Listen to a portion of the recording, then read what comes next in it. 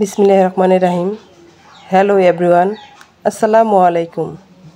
আপনার স্বামী যদি আপনার শত্রু হয় তাহলে বাইরের কোনো শত্রু আপনার প্রয়োজন নয়। আপনার এই জীবনটাকে ধ্বংস করার জন্য আপনার স্বামীই যথেষ্ট।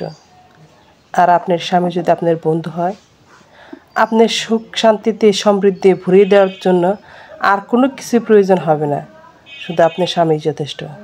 একজন স্বামী পারে তার স্ত্রীকে সুখী করতে, একজন স্বামী পারে তার স্ত্রীকে দুঃখী করতে। কারণ একটা মেয়ে যখন তার ফ্যামিলির সবাইকে ছেড়ে, ভাই বোন আত্মীয় স্বজন সব কিছু ছেড়ে একজন মানুষের কথায় তার হাত ধরে সারা জীবনের জন্য তার হয়ে যায়, আর সেই মানুষটা যদি তাকে বুঝতে না পারে, তাকে ভালোই না বাসে, তাহলে তার চেয়ে আর খারাপ কিছু আর নেই। প্রত্যেক মেয়েই কিন্তু তার বাবার রাজ্যে সে রাজকন্যা। বাবার একটা কুঁড়েঘর থাকলে সেই কুঁড়েঘরের রাজ্যে কিন্তু বাবা রাজা আর মেয়েটা তার রাজকন্যা। সেই রাজকন্যাকে নিয়ে সে অত্যাচার অনাচার করলে বাবারও যেমন কষ্ট লাগে, মেয়েটার খুব কষ্ট লাগে। কারণ সারাদিন কাজকর্ম করে যে এই যে অবহেলা, এই যে তার প্রতি একটা অনীহা, সেটা কিন্তু একটা মেয়ের জন্য খুবই খারাপ অবস্থা। কাছে কিংবা দূরে, দেশ ও দেশের বাইরে যে যেখান থেকে আমার এই ভিডিওটি দেখছেন, আশা করি আল্লাহর রহমত আপনারা সবাই ভালো আছেন। আমি কিন্তু ফ্যামিলির সবাইকে নিয়ে আলহামদুলিল্লাহ ভালো আছি। আপনাদের সাথে কথা বলতে বলতে আমি কিন্তু বিকেলবেলা যে আমার যে কিছু কাজ থাকে সেই কাজগুলো আপনাদের সাথে শেয়ার করছি। আর বিকেলবেলা প্রথম কাজটা হচ্ছে আমার যে হাঁস মুরগিগুলো আছে সেগুলোকে খাবার দেওয়া। সেজন্য কিছু উচ্ছিষ্ট ভাত ছিল, পান্তা ভাত, সে পানিতে রেখেছিলাম। সেই ভাতের সাথে চাউলের যে স্কিন, আমরা যাকে কুড়া বলি, আপনারা অনেকে কী বলেন জানি না, কমেন্টের মাধ্যমে অবশ্যই জানাবেন কে কী বলেন। সেই কুড়া দিয়ে ভাত দিয়ে মাখিয়ে 3-4টা প্লেটে দিয়েছি মুরগিদের খাওয়ার জন্য, তারা খেয়ে নিচ্ছে। আর ছোটো হাঁসের জন্য ভিতরেই দিয়ে দিয়েছি। আসলে বিকেলবেলা গ্রামের মেয়েদের অনেক কাজ থাকে, গ্রামের বিবাহিত বউদের আর কি, সব মেয়েদের জন্য না। কারণ গ্রামের বিবাহিত মেয়েদের অনেক কাজ থাকে, আর বিশেষ করে আমার মতো যারা সংসারে সব হাল ধরতে হয়েছে, সব কাজ করতে হয়েছে, তাদের জন্য আর বিশেষ করে এই কাজগুলো থাকে। এটা আসলে শখের বিষয়, শৌখিনতার বিষয়। আপনার ইচ্ছা করলে আপনি হাঁস মুরগিগুলো পালতে পারেন। গ্রামে থাকলে যে পালতে হবে এমন কোনো কথা নয়। পুষ্টিকর এবং ভালো খাবার খাওয়ার জন্য, ফ্রেশ খাবার খাওয়ার জন্য আপনি পালতেই পারেন। আর এই যে উচ্ছিষ্ট ভাতগুলো যে বলেছিলাম, যে উচ্ছিষ্ট, এই ভাতগুলো কিন্তু ফেলেই দিতে হতো। এই ভাতগুলো দিয়ে আমার পশু পাখিগুলো খেয়ে নিচ্ছে, আর কিন্তু আমাকে ডিম দিচ্ছে, মাংস দিচ্ছে। এটা কিন্তু আরও অনেকটা ভালো লাগে। এই দেখেন, প্রত্যেক জিনিসের মধ্যে একটু প্রতিযোগিতা আছে, হিংসা আছে। এই হাঁসগুলো দেখেন, ওদের জন্য কিন্তু একদম হাঁড়ির মধ্যে যে ছোট একটা হাঁড়ি আছে, পাতিল, সেটার মধ্যে কিন্তু খাবার দিয়েছি। ওরা করতেছে কি, যে যে অন্য যে মুরগির খাবার দিয়েছি সেখান থেকে কিন্তু খেয়ে নিচ্ছে, কারণ ওদেরটা তো থাকবেই, সেই ভেবে নিয়েছি। তো ভাইয়াপুরা যারা যারা আমার এই ভিডিওটি এ পর্যন্ত দেখছেন, তাদের অনুরোধ রইল প্লিজ একটা লাইক দিয়ে ভিডিওটা দেখে নেবেন। অনেক সময় আপনাদের লাইক দিতে খেয়াল থাকে না, অনেক সময় দেখা যায় যে কমেন্ট হয়েছে 5টা, লাইক হয়েছে 1টা বা 2টা। আসলে আপনারা যদি আমাকে বন্ধু মনে করেন, ভুল ত্রুটি মানুষের হবে, ছোট্ট একটা চ্যানেল, আর ভুল ত্রুটি দিয়ে মানুষের জীবন।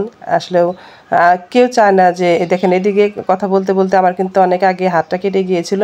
আর আমি দেখেন বটির মধ্যে এভাবে কিন্তু মরিচ কাটি, এভাবে যদি মরিচ কাটা হয় হাতেও কিন্তু জ্বালা পোড়া কম করবে। অর্থাৎ হাতে তো জ্বালা পোড়া করবেই, কিন্তু একটা হাতে করবে, আর যখন 2 হাত দিয়ে কাজ করবো তখন কিন্তু 2টো হাতে করবে। বিকেলবেলায় রান্নার জন্য আমি যে সব প্রস্তুতি নিয়ে নিচ্ছি সেগুলো আপনাদের সাথে শেয়ার করছি। দেখেন আমি ডাল বসিয়ে দিয়েছি, আর পেঁয়াজ কাঁচামরিচগুলো কেটে নিয়েছি। আর এদিকে দেখেন আমি আস্তে আস্তে বেগুনগুলো এভাবে একটু সাইড কেটে আমি ভেজে নিব। এরকম করে ভেজে নিয়ে বেগুন ভাজি খেলে খুব কিন্তু ভালো লাগে ডালের সাথে। এরকম বেগুন ভাজি একদম একদম অসাধারণ লাগে। আপনারা এভাবে খেয়ে দেখবেন, বেশ ভালো লাগবে। আমরা কিন্তু বেশিরভাগ সময় গোল যে বেগুনটা আছে সেটাই কিন্তু খেয়ে থাকি, আর এটা কিন্তু খুব একটা খাওয়া হয় না, তরকারিতে বেশি খাওয়া হয়। কিন্তু এভাবে ভেজে খেয়ে দেখবেন, খুব ভালো লাগে। আমার আব্বুর কাছে শুনেছিলাম একটা গল্প, রাজার গল্প। রাজা নাকি বেগুন দিয়ে ভাত খাবে, সেজন্যে রাজার যে মন্ত্রী ছিল সে বলছে যে, রাজামশাই বেগুনে প্রচুর গুণ, সেই জন্যে তার নাম হয়েছে গুণ পরিপূর্ণ বলে এর নাম বেগুন হয়েছে। রাজামশাই দেখেন কত সুন্দর, খুব পুষ্টি সমৃদ্ধ, খুব ভালো একটা বেগুন। এই কথাগুলো বলেছে, আসলে একটা গল্প। পরে যখন রাজামশাই খেয়েছে, খাওয়ার পরে শরীরে চুলকানি ছিল, চুলকাচ্ছে, তখন মন্ত্রী বলছে যে, হুজুর এটা কিন্তু আসলে এর কোনো গুণ নেই বলেই কিন্তু মানে সব খারাপ গুণগুলো আছে এর মধ্যে, সেই জন্য নাম রাখা হয়েছে বেগুন। এটাই হচ্ছে এটার সেই জন্য কিন্তু এটার নাম রয়েছে বেগুন। তখন রাজামশাই বললো, খাওয়ার আগে তুমি বললা প্রচুর গুণ সমৃদ্ধ, আর এখন বলছো কোনো গুণই নেই, ব্যাপার কি? তখন মন্ত্রী বলল যে হুজুর, আমি আপনার কথাই উঠি, আপনার কথাই বসি। আপনি যখন বলছেন এটার মধ্যে গুণ আছে, আমি বলছি গুণ। আর আপনার যখন বলছেন যে এটার মধ্যে কোনো গুণ নেই, সেটা হচ্ছে বেগুন। আপনি যা বলবেন, আপনি তাল বললে তাল, আপনি তিল বললেই তিল। তো এরকম একটা মজার গল্প আমার আব্বার কাছে শুনেছিলাম। আসলে দেখেন, কথা বলতে বলতে আমি বেগুনগুলো কিন্তু একটু মরিচ, লবণ, হলুদ, ধনিয়া, জিরে গুঁড়া আর একটু আদার পেস্ট, রসুন পেস্ট ছিল, সেগুলো দিয়ে কিন্তু ভালোভাবে মাখিয়ে নিচ্ছি। আসলে এইভাবে যদি ঝাঁকে ঝাঁকে মাখানো হয়, মিক্সডও হয় বেশ ভালো, এবং হাতেও কিন্তু জ্বালা পোড়া করে না। যারা নতুন গৃহিণী আছেন তারা কিন্তু আসলে বুঝবেন না। তারা দেখেন এইভাবে মরিচ কাটলে, এইভাবে যদি এরকম করে ঝাঁকিয়ে ঝাঁকিয়ে 5 মিনিট রেখে দেন, তাহলে কিন্তু বেগুনের প্রত্যেকটা বেগুন থেকেই কিন্তু মশলাগুলো যাবে। আর 5 মিনিটও ঢেকে রেখে দিবেন। এদিকে আমার রাইস কুকারে, প্রেশার কুকারে যে ডাল দিয়েছিলাম সেটা সিটি দিয়েছে, সামান্য একটা সিটি হলে কিন্তু আমি নামিয়ে ফেলবো। আর এদিকে কিন্তু বেগুন ভাজার জন্য কড়াইটা বসিয়ে দিচ্ছি। তো ভাইয়া আপুরা, আপনারা যদি চ্যানেলটা নতুন ভিজিট করে থাকেন, অবশ্যই চ্যানেলটাকে সাবস্ক্রাইব করে দিবেন। আর আপনাদের যারা যারা আমার চ্যানেলে আসবেন এবং কমেন্ট করবেন, স্প্যাম কমেন্ট কখনো করবেন না, কারণ চ্যানেলের জন্য আপনারও ক্ষতি, আমারও ক্ষতি। কারণ আমরা চাই না যে আপনার ক্ষতি হোক, বা আমিও চাই না, আপনিও চান না যে আমার ক্ষতি হোক, তাহলে দুজনের ক্ষতি হবে।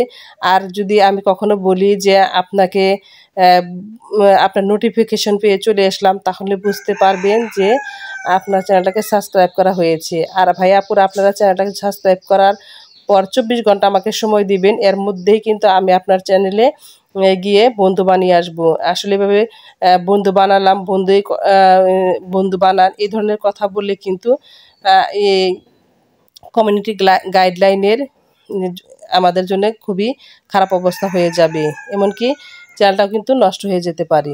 সেজন্য আপনাদের কাছে অনুরোধ, আপনারা স্প্যাম কমেন্ট করবেন না, এবং যারা যারা সাবস্ক্রাইব করবেন বলে দিবেন যে নোটিফিকেশন পেয়ে আমরা চলে আসলাম, এভাবে করলেই ভালো হবে।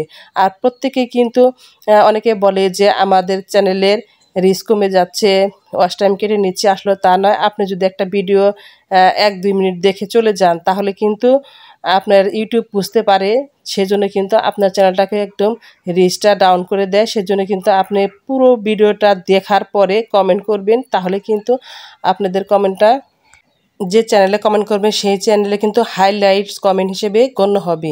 আপনি হাইলাইটস কমেন্ট হচ্ছে, আপনি 1 মাস পরেও দেখতে পারবেন যে আপনার কমেন্টটা কিন্তু সবার আগে আসছে। যদি একটু দেখে চলে যান, তাহলে কিন্তু ওটা কমেন্ট হবে না এবং হাইলাইটস হবে না। প্রত্যেক ভিডিওতে যদি এরকম হাইলাইটস করতে পারেন, আপনার চ্যানেলটার নামটাও যেরকম সমান বৃদ্ধি পাবে, তখন কিন্তু অনেকটাই আপনি কিন্তু পরবর্তীতে সাবস্ক্রাইব পেয়ে যাবেন। সেজন্য প্রত্যেকেরই উচিত সম্পূর্ণ ভিডিও দেখে তারপরে কমেন্ট করা।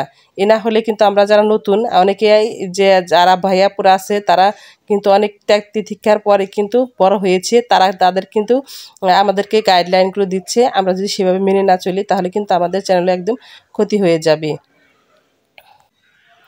অবশ্যই যারা যারা চ্যানেলটাকে সাবস্ক্রাইব করেছিলেন, তারা অবশ্যই দেখবেন যে অনেকেই আছে যে আমি সাবস্ক্রাইব করার পরে সে সাবস্ক্রাইব করে দিয়েছে, এরকম হয়েছে। এবং তার সাবস্ক্রাইব আমারটার সাথে তার 24 ঘন্টা হওয়ার আগেই সাবস্ক্রাইব করার কারণে আমার সাবস্ক্রাইবটাও কেটে গেছে, তার সাবস্ক্রাইবটাও কেটে গেছে। এভাবে কিন্তু চ্যানেলের জন্য খুব ক্ষতি হয়েছে। আমি কিন্তু অনেক ভাইয়াপুকে বলেছি যে আপনাকে আমি এত নাম্বার সাবস্ক্রাইব করে দিলাম, কিন্তু দেওয়ার পরে 1 ঘন্টা পরে কয়, আপু আপনাকে আমি সাবস্ক্রাইব করে দিলাম, আপনি আমাকে সাবস্ক্রাইব করে দিন। এই ধরনের যে কথাগুলো বলে, বুঝতে হবে এই ইউটিউবে আসলে কি কি করতে হবে, কি না করতে হবে, সেটা কিন্তু অবশ্যই শিখতে হবে।